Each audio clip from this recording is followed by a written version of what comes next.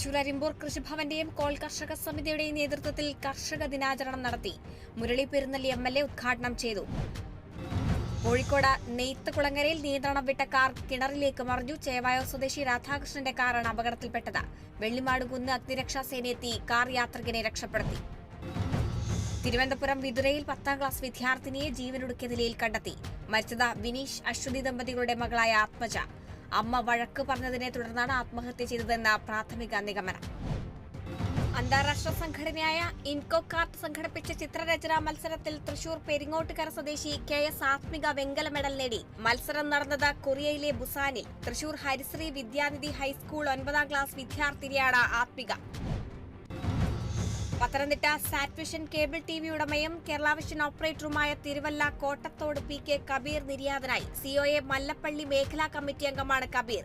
ഖബറടക്കം തിരുവല്ല തുകലശ്ശേരി ഐക്കാട് ജുമാ മസ്ജിദ് ഖബർസ്ഥാനിൽ. ഞങ്ങൾ വയനാട് ക്യാമ്പയിന്റെ ഭാഗമായി കണ്ണൂർ മുഴക്കുന്ന് മൃദംഗ ശൈലേശ്വരി മേൽശാന്തി കൃഷ്ണദാസ് ഒരു ദിവസത്തെ നടവരവ് നൽകി. മുണ്ടക്കൈ ചൂരൽമല ദുരിതബാധിതർക്ക് DYFI നിർമ്മിച്ചു നൽകുന്ന വീടുകളുടെ നിർമ്മാണ ചെലവിലേക്കാണ് പണം നൽകിയത്. തൃശൂർ എടവിലങ്ങ് പഞ്ചായത്ത് യോഗത്തിൽ നിന്നും ഭരണപക്ഷ CPI മെമ്പർമാർ ഇറങ്ങിപ്പോയി.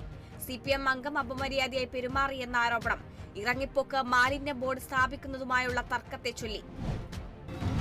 ആലപ്പുഴ മാന്നാർ കേരള ജേർണലിസ്റ്റ് യൂണിയൻ മേഖലാ സമ്മേളനം നടന്നു. മാന്നാർ ടൗൺ ക്ലബ് ഹാളിൽ നടന്ന സമ്മേളനം KJU ആലപ്പുഴ ജില്ലാ പ്രസിഡന്റ് വാഹിദ് കാറ്റാനം ഉദ്ഘാടനം ചെയ്തു. തുടർന്ന് മാന്നാർ മീഡിയ സെന്റർ അംഗങ്ങളെ അനുമോദിച്ചു.